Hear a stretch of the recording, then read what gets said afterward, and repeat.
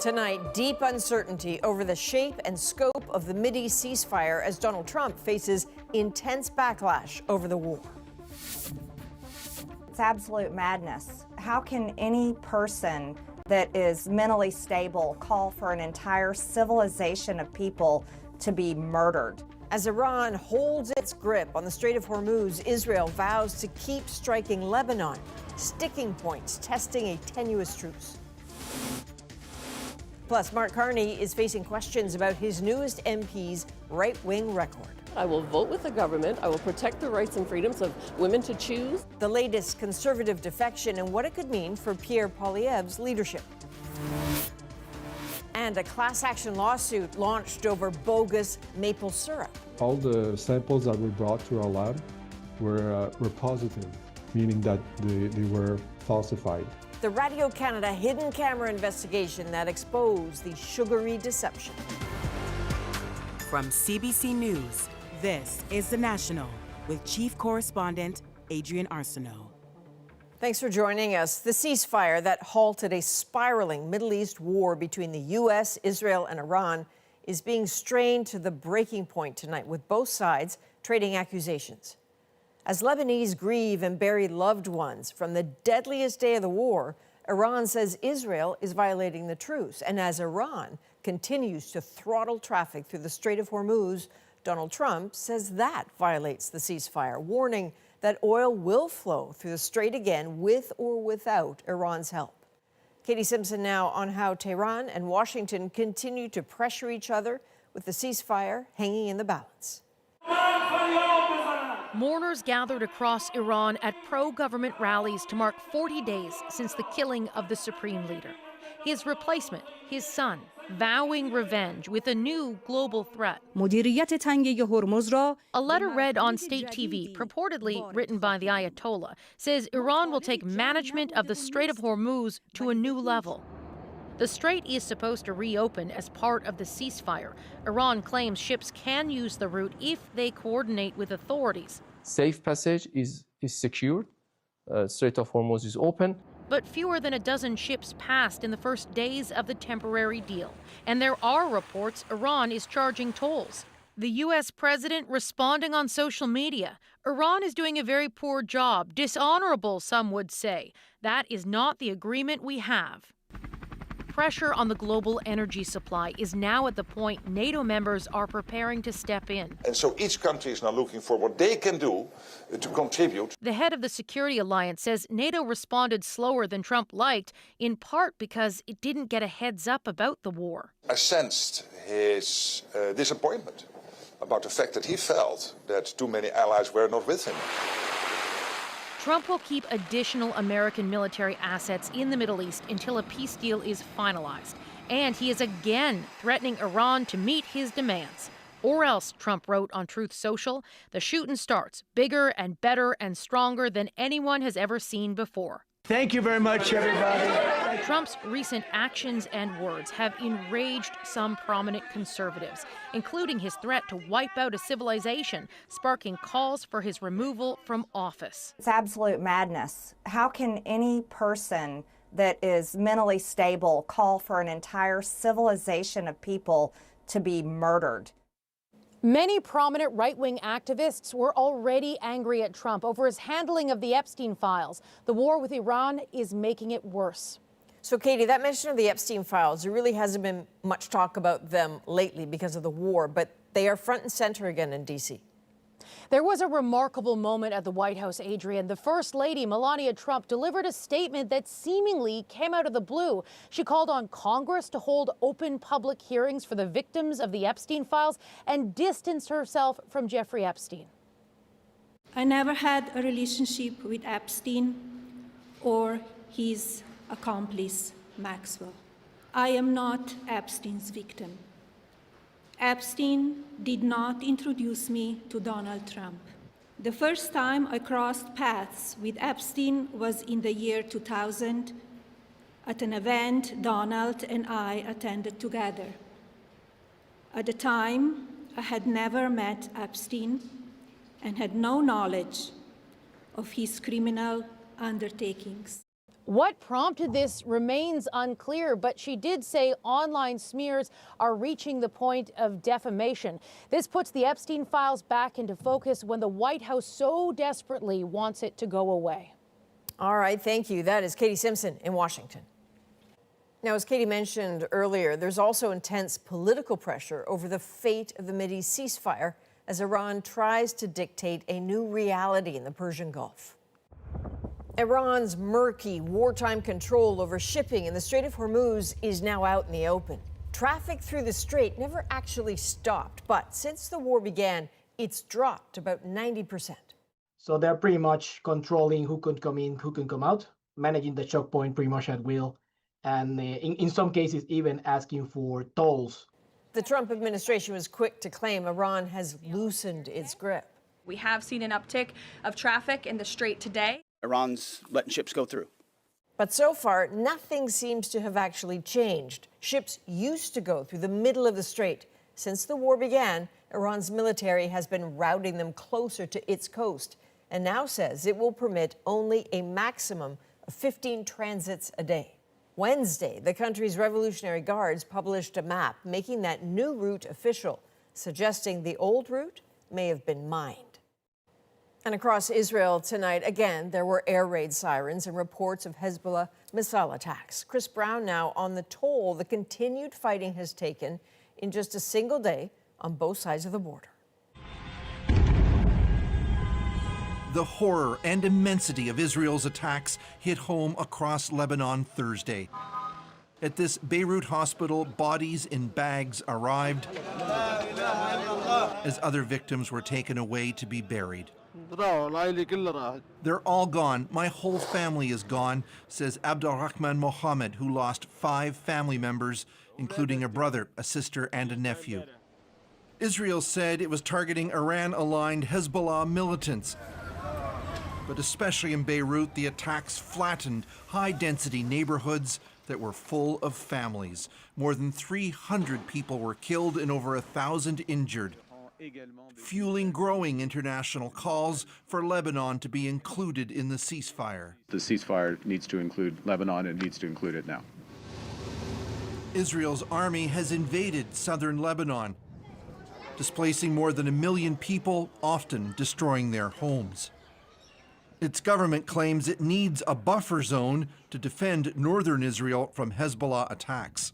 But while Israel refuses a ceasefire, Prime Minister Benjamin Netanyahu announced his officials will meet with the Lebanese government, likely next week, for direct talks to discuss disarming Hezbollah, which would be a first. I think that this is certainly a positive development. It's much better than us being sitting ducks. We have a diplomatic fighting chance, whereas hoping that a military confrontation will bode well for Lebanon is a losing wager.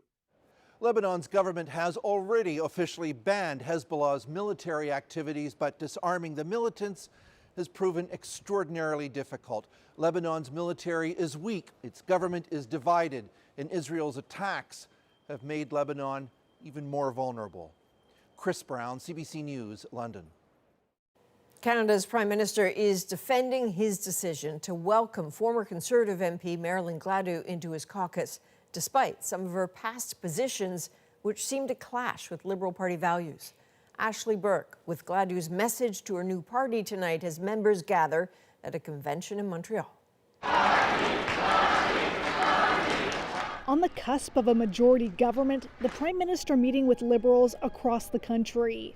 Part of his entourage, an MP new to the party that not all Liberals are comfortable with. Marilyn Gladu, who voiced socially conservative views in the past, now introducing herself as a Liberal. I look forward to serving on this team at this pivotal time. Gladu facing questions about joining the party after previously supporting the convoy protest, opposing a Liberal bill to ban conversion therapy, and saying she'd allow MPs to introduce private members' bills to restrict abortion. I will vote with the government. I will protect the rights and freedoms of women to choose, for people to be who they are and love who they love. Carney was asked if he will accept any MPs regardless of their past views. We have those core values. Those values don't change. Others come to support the mission of the party and the government. Some young Liberals taking a wait-and-see approach to Gladu joining the team. Different people have different opinions, right? So I'm trying to make my own opinion as well. Yeah, I'm not quite sure. Our party's now kind of different with Carney, and I still believe our party does believe in those stuff, but for now we have to see how she aligns. A former pollster for Justin Trudeau says Carney's trying to get a comfortable majority, and it's a bigger risk for him to turn MPs away. Accepting Marilyn Gladu maybe makes his issues management team job a little more difficult for the next couple of years, but at least they've got a job for the next couple of years in a majority.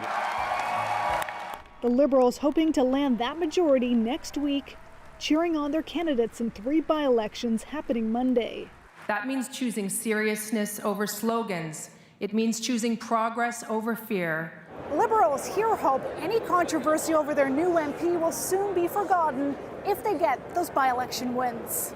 Ashley Burke, CBC News, Montreal. All of this raises new questions about Pierre Poilievre's leadership and his control of his Conservative caucus. Kate McKenna with how he is answering those concerns tonight. Down 4 MPs with speculation more could come. Conservative leader Pierre Poilievre says it's Mark Carney's fault. Our mandate and my leadership does not come from dirty backroom deals. It comes from the people of Canada. At his first appearance since Ontario MP Marilyn Gladu's floor crossing, Poilievre said he has no need to reflect on his political future. That reflection comes from the record-smashing 8.3 million Canadians who voted Conservative. It's been a week of setbacks. On top of losing Gladu, one of his top aides, Communications Director Katie Merrifield, resigned. Plus, 2 Liberal sources tell CBC News the party is speaking with 9 additional MPs about crossing the floor. I think there is an opportunity for Mr. Poilievre to really show some leadership here, and for him to show some contrition and take some accountability. On Thursday, the Prime Minister played coy. I'm often the last to know. Not quite the last to know because there's an announcement. Behind the scenes, 3 Conservative sources say morale is low. I think it's an untenable situation for a matter of months, if not longer, going forward if you're always concerned that your MPs are going to cross the floor. Some MPs posted online, preemptively writing they're not crossing the floor. This Conservative MP says he's been asked to join the government benches multiple times. Well, it's an open secret in my party. They've made many requests, and I've spoken to Liberals. The thing about us, I represented myself in the last election as a Conservative in Calgary Centre. Despite the floor crossing, Conservative sources say they're not aware of any effort to oust Poilievre. He flew through his leadership review with 87% support, a clear sign the base is behind him. Kate McKenna, CBC News, Ottawa. Rosie and the Ad Issue team will pick up this conversation in a bit. Their takes on what this latest floor crossing means for the Liberals and for Pierre Poilievre in about 15 minutes. Well, the 4 Artemis II astronauts are now in the final hours of their historic trip ahead of their return to Earth tomorrow. Re-entering the atmosphere is not an easy task. Karen Paul shows us how the crew is preparing for the last moments of their mission. The Artemis II crew now just 1 sleep away from home after their last full day in space. Good morning, Reed, Victor, Christina, and Jeremy. The astronauts are packing up, installing their crew seats, getting weather briefings, and reviewing re-entry procedures. We're just sort of going through the cabin and putting things away.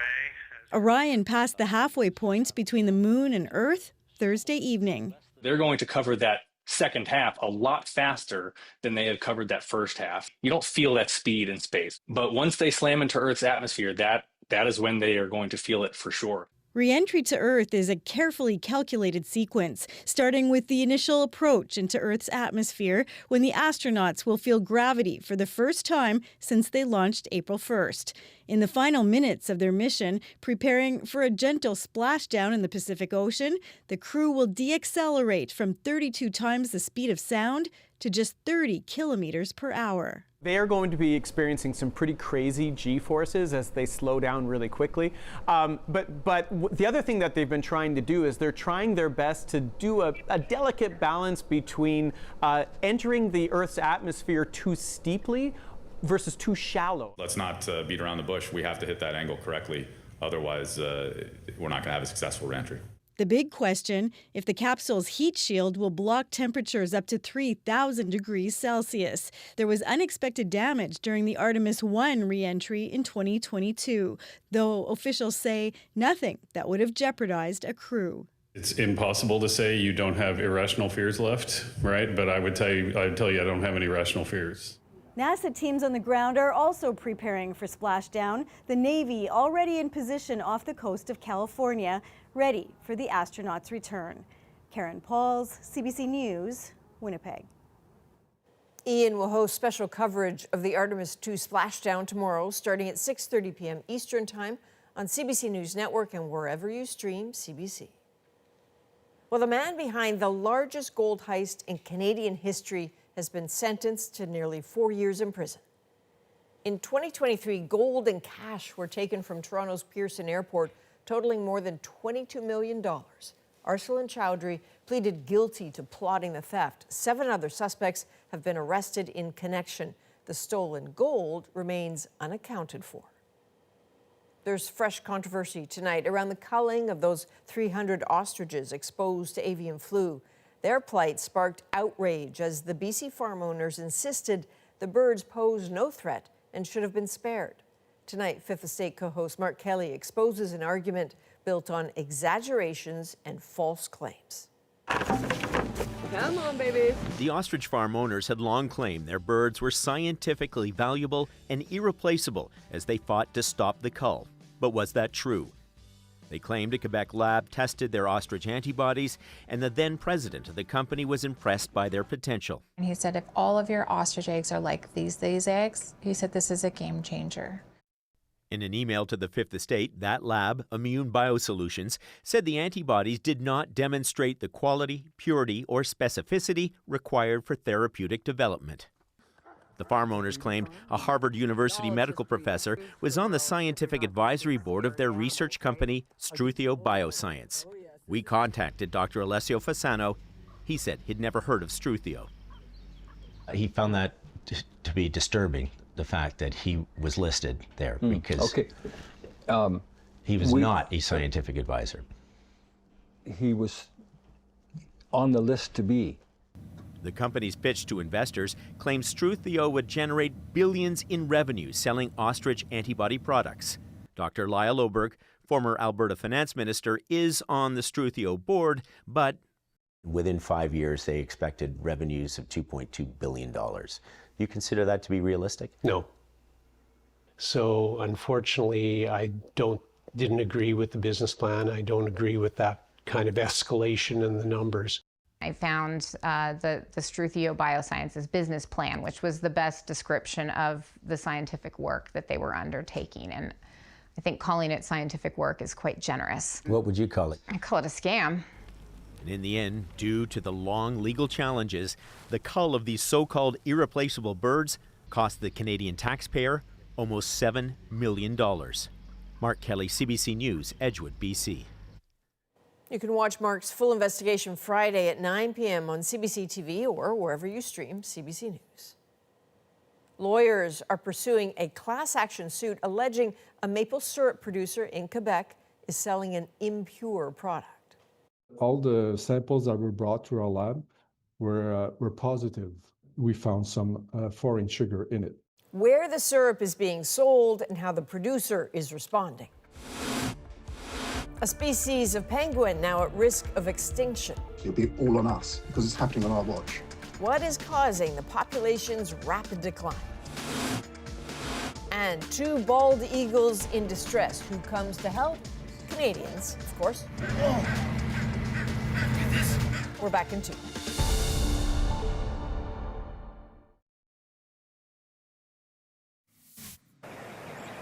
Just nudging it in. There we go, Rory.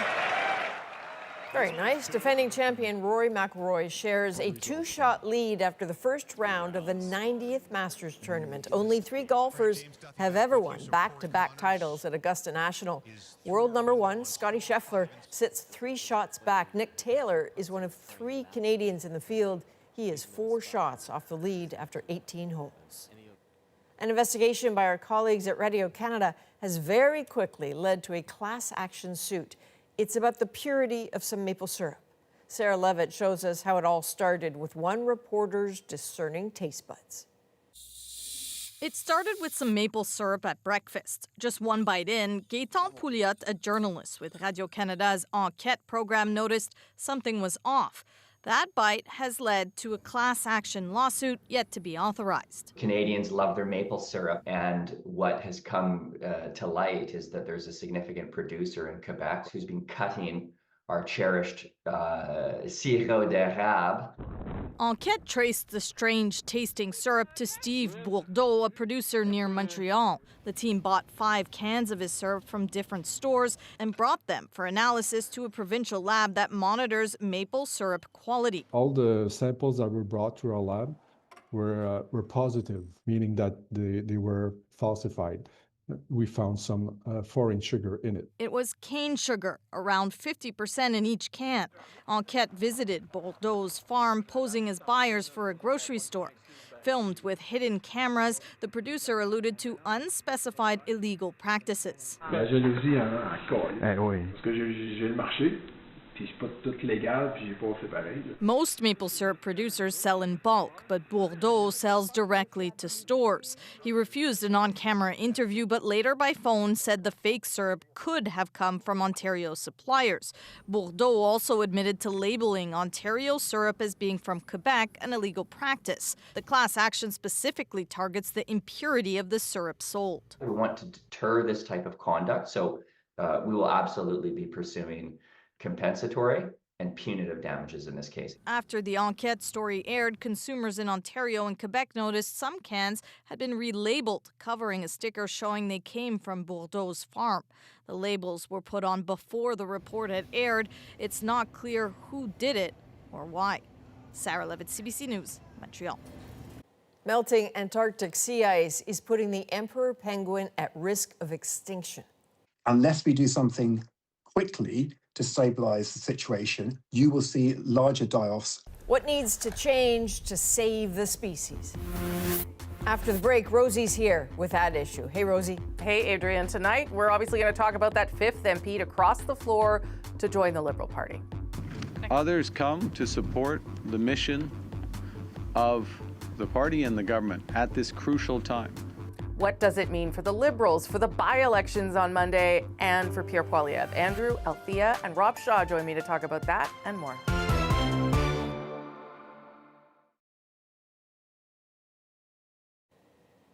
Emperor penguins are now officially endangered and at risk of extinction. Climate change is melting sea ice, threatening a declining population. She and Desjardins brings us the new warnings from scientists tonight. In Antarctica, sites like this are getting harder to find, and experts say it's very possible they could disappear completely. You will see larger die-offs, and that, of course, would be a massive tragedy. And essentially, it'll be all on us because it's happening on our watch. The iconic emperor penguin is now considered endangered, according to the International Union for Conservation of Nature. These birds live on ice for most of the year, but there's much less of it, and when chicks fall in the water, they drown or freeze. So if you lose one set of offspring in 1 year, then that's probably not important. But if you consecutive years lose cohorts of offspring, then that becomes cumulatively important. He says the emperor penguin population has dropped about 10% in the last decade, even more in some places, and it's expected to be cut in half by 2080. They're effectively the Antarctic canary in the coal mine. The Antarctic fur seal is now declared endangered too. It feeds on krill, which are looking for colder water, making it trickier to hunt. This Canadian scientist has spent time in Antarctica, seeing the effects of climate change firsthand. We weren't seeing a significant change in the trend until just the last few years. But he says as more sea ice disappears, something needs to be done, because right now, the future looks bleak. The way to deal with climate change, the way to mitigate its effects, is to look at anthropogenic emissions of carbon dioxide. And in particular, we're talking about the burning of fossil fuel. He is optimistic that can happen, but for the emperor penguin and Antarctic fur seal, it's just a question of will it come soon enough. Chien Desjardins, CBC News, Toronto. It has been a big week in politics with the Liberals inching closer to a majority government. And tonight, Rosie's here with that issue. At issue tonight, a fifth MP crosses the floor to join the Liberals, the fourth one to join from the Conservative Party. He's invited me to bring my experience, my talents, and my views into the large Liberal tent. Gladu's defection has been met with skepticism over her past socially conservative positions. But Carney says the MPs joining his caucus are clear on his party's positions. What also everyone knows in that caucus room is the fundamental rights that this party has fought for. So what challenges come with running a caucus this big, this diverse in perspectives? What issues could arise from a tent this big? I'm Rosemary Barton, here to break it all down tonight. Andrew Coyne, Althea Raj, and Rob Shaw joins us for Chantal Hébert tonight. Good to see everybody. Nice of you to be here, Rob. Obviously, this has happened, another floor crosser, and it's happening just days before those three by-elections, which we believe will bring the Prime Minister his majority. But let's start with Marilyn Gladu and what you made of that particular defection, Andrew. Well, as many people have said, if you picked a list of the people most likely to defect from the Conservatives or Liberals, she'd be nowhere on that list. She'd be on the list of least likely.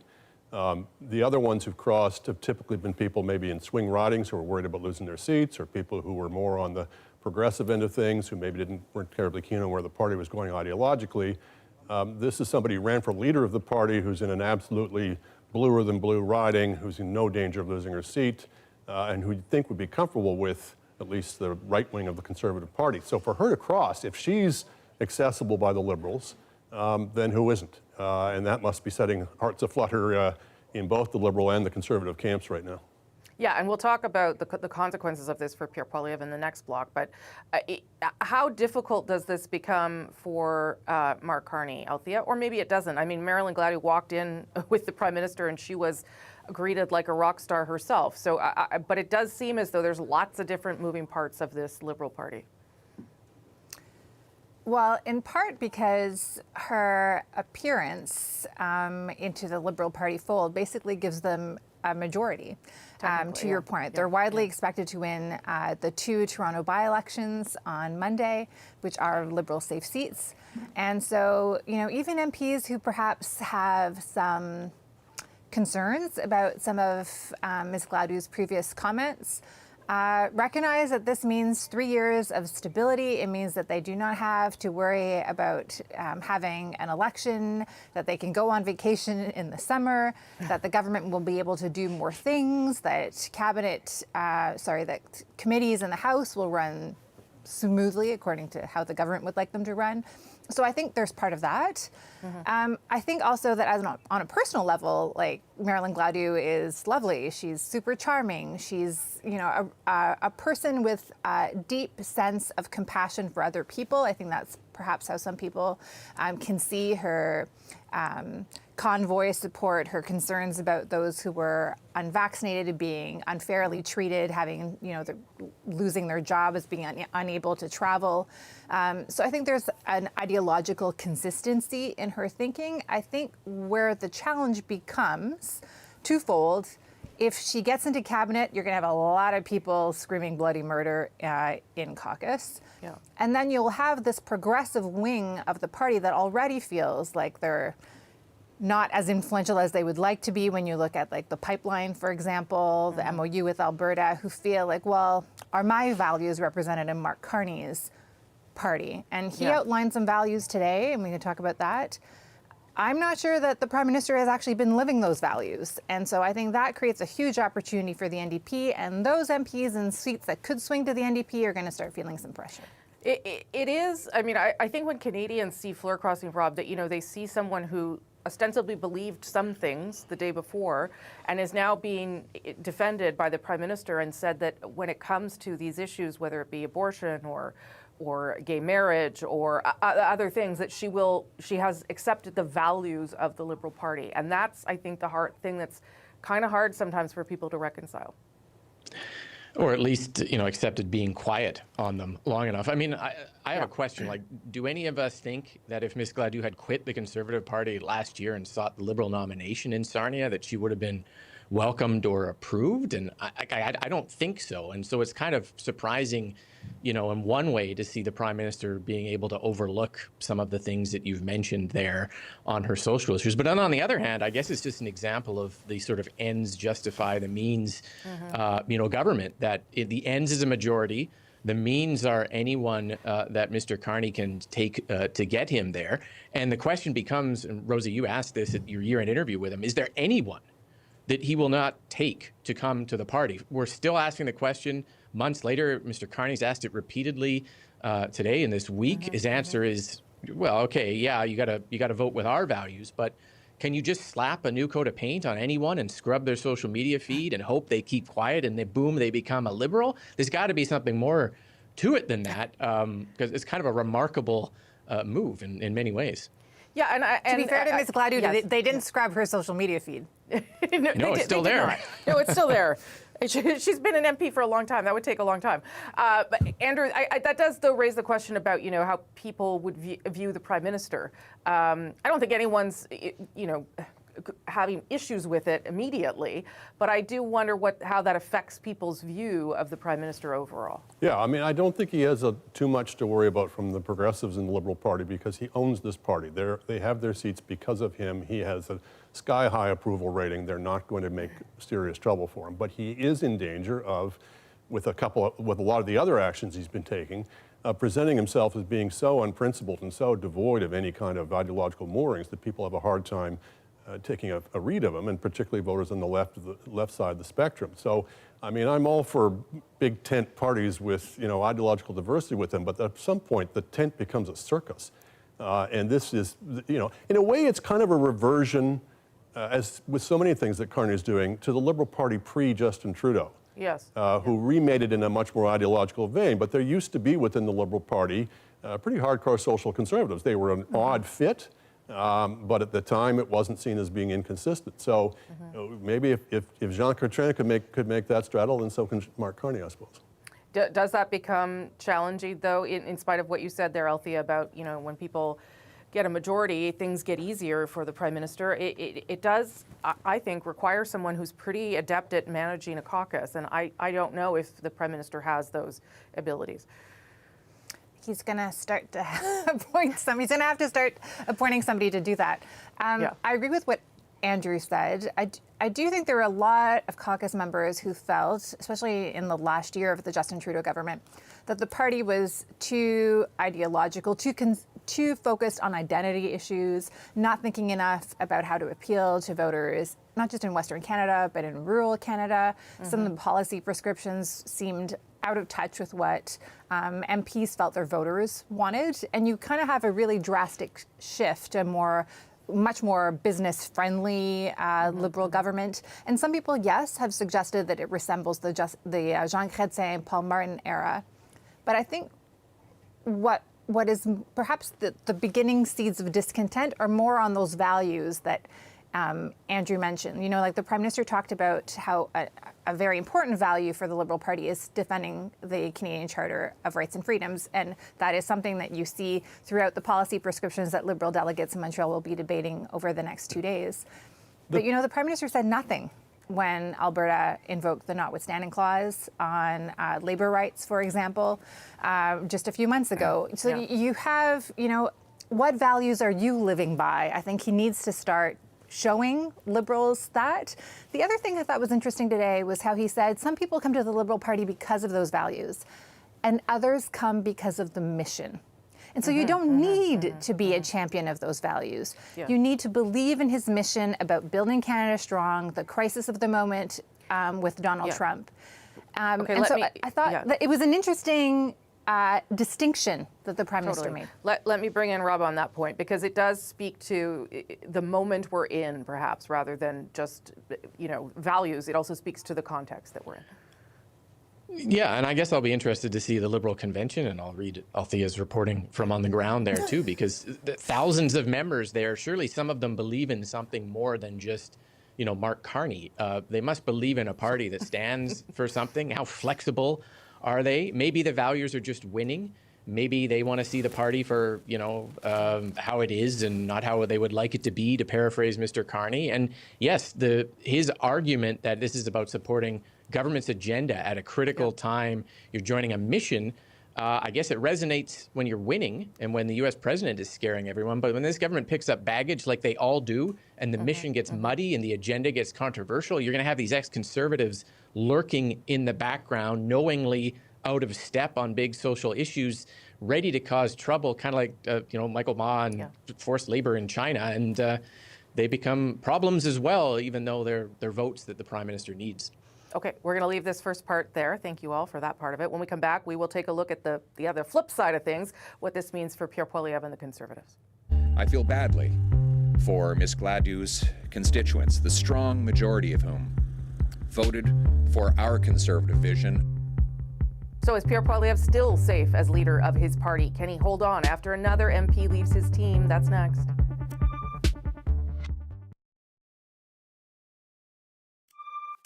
At issue, Pierre Poilievre. The Conservative leader has lost another MP to the Liberals and is blaming the floor crossing on the PM. Mark Carney is saying to Canadians, your vote does not count, that he will overpower the decision that you made. And dismissing questions about his own leadership. Our mandate and my leadership does not come from dirty backroom deals. It comes from the people of Canada. So what does the latest crossing mean for Pierre Poilievre? Can he keep his hold on his leadership and his caucus? Let's bring everyone back. Andrew Coyne, Althea Raj, and Rob Shaw. Althea, you're in Montreal, but knowing you've been talking to people over the past 24 hours. We're also hearing that there could be more people crossing the floor. What do you make of how Mr. Poilievre responded to this, and whether you get the sense that he can stay? Well, he responded very forcefully. He wants to fight. It feels like the Conservative caucus is kind of like butter knives out. Like there's nobody actually that wants to stab him forcefully. Yes. So they're all spreading discontent, but they're not really going out and doing the deed, right? I mean, you think back to how Pierre Poilievre acted and, his emissaries around the Aaron O'Toole defenestration, and it's really not quite the same thing. No. There are a lot of lessons to be learned from Marilyn Gladu's floor crossing. Primarily is that you had an MP that you thought the Liberals would not take, so you did not respond to concerns that they were underused, that they were not going on the media and speaking out often, that they were not given portfolios to sink their teeth in. So he needs to realize that there are people who have capabilities who want to do more than they are being given. He also has a senior leadership management problem. There's a lot of dissatisfied Conservatives over the team around Pierre Poilievre. He has not addressed that. So he really should be looking inwards and trying to fix problems rather than just going out and saying that he has a mandate from Conservatives with 87%. It would be much easier to believe his argument and give it credence when he says the Prime Minister is involved in backroom deals or dirty deals. I mean, the Prime Minister is involved in backroom deals, but he also, tried to fix his leadership vote as best as he could to get the highest percentage. It's not like every single member of the Conservative Party had a vote in January. And I think he needs to recognize that. The other thing is when he starts talking about what distinguishes the Liberal Party from the Conservative Party, he's using words like affordability, safety, national security. These are things Mark Carney is addressing. So he needs a message that goes beyond what the Liberal Prime Minister has basically stolen from the Conservative platform and made his own. Because the the marker of differentiation seems to be that Pierre Poilievre is willing to be more extreme, far more right-wing, and I'm not sure that that's where the electorate is at, and I'm not sure that that's going to help him either with the electorate or with his caucus. Rob, I could fend off a butter knife for a while, but I don't know if I could. Eventually, it might start to puncture. I don't know. Where do you think this sits at this point? Well, we continue the culinary analogies. You could stick a fork in him and he's done, I guess. I don't know. But he's in very dangerous territory here. You know, he did try to fall back on that 87% endorsement. He does have that core group of allies. They're buying him time, but if he can't stop the bleeding from his caucus, then his time is short. And how he's going to use that time, I think, you know, calling this a dirty backroom deal, yes, telling Conservative MPs they need to remember that they looked voters in the eyes when they ran as Conservatives, and then coming out in favor of recall legislation. It seems more like a threat than an inspirational speech. It's one of those old beatings will continue until the morale improves approach. And he might be better to use his time to make amends with his caucus members who harbor grudges against how he treated them when he looked like he was going to win. And it becomes a kind of self-fulfilling prophecy at a little point. If 40% of the caucus is worried it can't win under him, like the Toronto Star is reporting, you know, the defections make him look weak. The weakness makes people lose confidence in him. And then the lack of confidence makes others leave. And you get this death by 1,000 tiny little bread knife cuts. Yeah. And his response seems to be to revert to his previous approach. I would say when he is under threat and under pressure, that's kind of how he responds. And maybe that makes sense to circle the wagons, Andrew, but I'm not sure that I'm not sure that it's enough in this case. Well, he had a bad day today. I think, you know, I think a lot of people would say his performance has improved in recent weeks. He's struck a better tone. He's sounded more prime ministerial. But look, if you've been treating people in a high-handed fashion when you were riding high, they're going to remember it when you're riding low, and it's hard to turn around and say, oh, actually, I care deeply about your feelings as a member of caucus. Worse than that, if they've concluded that you can't win, that's a hard thing to turn around in a hurry. But on the other hand, I don't think the Conservatives need to act with overmuch haste. They don't have anybody waiting in the wings who's obviously superior.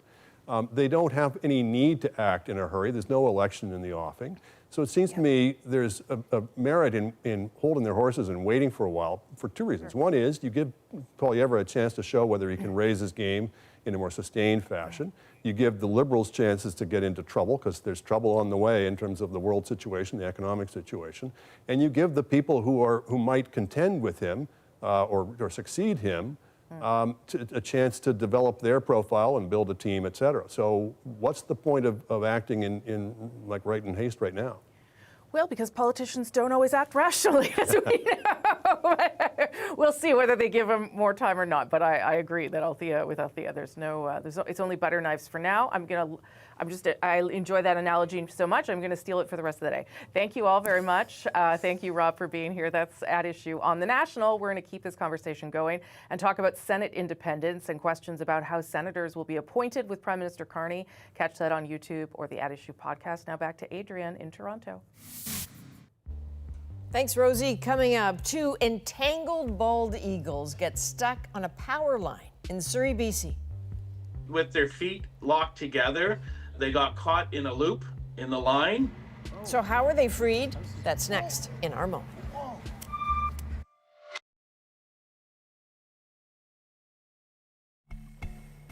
So it might be a little hard to make out, but you're looking at not 1, but 2 bald eagles dangling from a power line in Surrey, BC, after the pair got into a fight midair.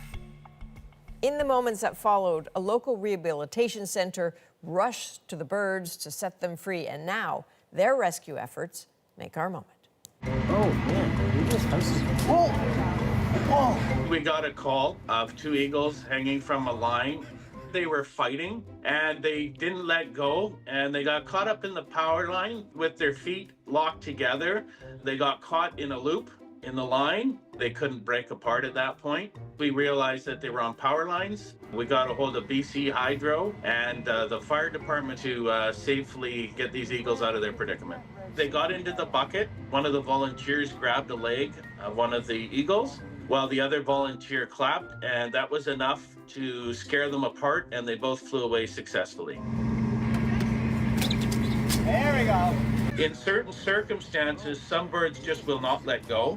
They just want to basically kill each other. Luckily, it looked like it was just a quick little scrap, and once they were untangled, they were able to go. It's always nice to see them go free. We want the birds to be out there to finish raising their young. Okay, so firstly, bald eagles, cut out the fighting. It sounds like what is happening is that in the springtime, this is a theory anyway, in the springtime, if one gets too close to the other's nest, they get very, very protective of their young, and so they go at it. It's the time of year when lots of eagles have newborns, so it's probably what's happening there. From all of us at the National, thanks for being with us. I'm Adrienne Arsenault. Take care.